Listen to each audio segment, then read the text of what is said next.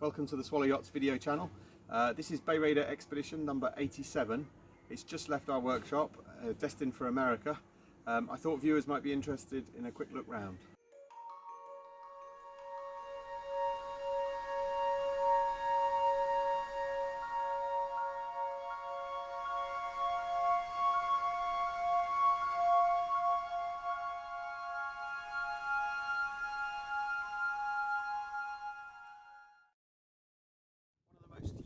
Features of the BayRaider Expedition and most of the boats in our range is that they have a water ballast system, and this boat has a tank under the floor here which takes 300 kilos of water when it's full. So the water ballast is operated by opening this red and black hatch in the floor, and I don't know if you can see it clearly on the film, but there's a bung down here.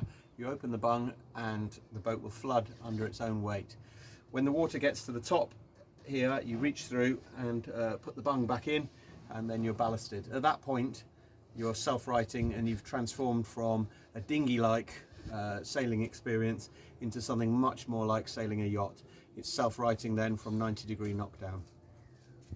Starting at the stern of the boat, we have this fairly unique outboard well with laminar flaps which push out of the way when you push the engine down, and when you pull the engine up to go sailing, they fare the bottom of the hull off. So you end up with very, very little drag, certainly no engine in the water. The rudder is controlled by a pull-up line and a pull-down line. There's actually a step point on the back of the rudder to enable you to get back on board if you fall overboard. The mizzen mast is carbon fibre. It rolls around itself to roll the sail up. Coming further forward, we've got a bilge pump here, pumping from this sump area, which also has two self-bailers to get rid of water from either the ballast tank or the bottom of the boat when you're underway and doing more than 5 knots. Main sheet controls here, centreboard, uphaul and downhaul just at the back of the case here, all within easy reach. The mizzen sheets come to a point here on the side of the coaming. Each side, the mizzen is self-tacking, so once you've set it on each side you can forget it. They're not exactly comfortable to sleep in, but the cockpit lockers are quite big. There's one each side, they're both the same, and they are padlockable thanks to this little clever latch device. The BayRaider Expedition is the 20-foot boat with the cabin compared to the BayRaider 20, which is fully open. This one's the Expedition. Let's go and have a look inside the cabin.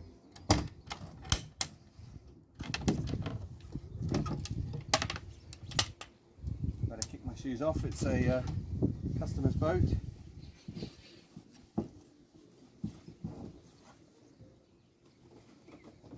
Welcome to the BayRaider Expedition's palatial cabin. It's laid out at the moment as if we're going to sleep on board, with all the cushions down on the boards. There's plenty of room to sleep. I'm just under 6 feet, but there's good 8 or 10 inches above my head, so it's suitable for really very tall adults can sleep in here. So in day sailing mode, you're more likely to take a few of these boards out so that you can sit in here more comfortably, and there is actually quite comfortable sitting headroom above my head, and my feet are comfortably lower than my bottom.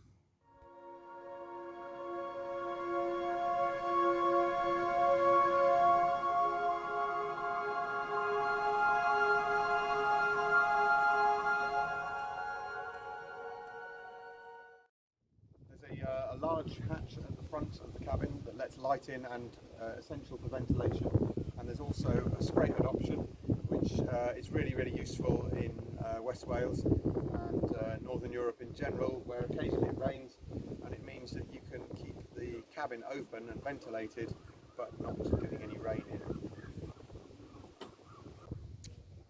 So the mast is on this custom designed stainless steel tabernacle.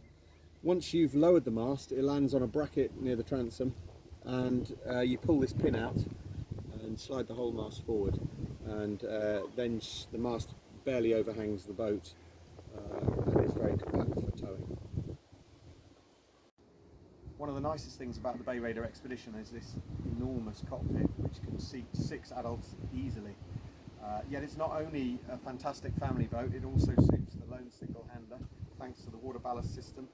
You can change the boat from a safe yacht-like experience where it's self-righting from a 90-degree knockdown into something which is a fast, fun, planing dinghy with an asymmetric.